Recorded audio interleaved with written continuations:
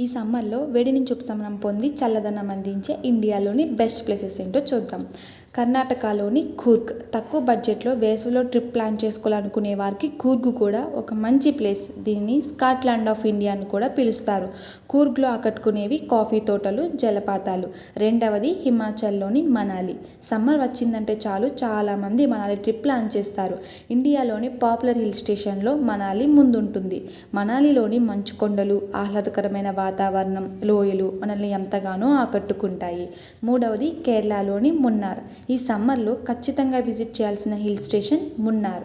చుట్టూ తేయాకు తోటలు, లోయలు, అదిరిపోయే వ్యూ పాయింట్స్, ఆహ్లాదకరమైన వాతావరణం. నాలుగవది హిమాచల్లోని సిమ్లా. హిమాలయాల్లో ఉన్న పాపులర్ హిల్ స్టేషన్ సిమ్లా. దీనిని క్వీన్ ఆఫ్ హిల్స్ అని పిలుస్తారు. ఈ ప్రదేశంలో మంచు కూడా కురుస్తుంది. సిమ్లా ఆపిల్ తోటలకు ప్రసిద్ధి గుర్తింపు పొందింది. ఐదవది లేహ్ లడక్. లడఖ్ను హాట్ లెహన్ అని చెబుతారు. బైక్ జర్నీ లవర్స్కి ఇది ఒక మంచి స్పాట్ అని చెప్పవచ్చు. లడఖ్లో మంచు పర్వతాలు, లోయలు, ఘాట్ రోడ్లు సరికొత్త అనుభూతిని అందిస్తాయి. ఆరవది ఉత్తరాఖండ్లోని రిషికేశ్. యోగా క్యాపిటల్ ఆఫ్ ఇండియాగా రిషికేశ్కు గుర్తింపు ఉంది. ఇక్కడ వాతావరణం ఎంతో ఆహ్లాదకరంగా ఉంటుంది.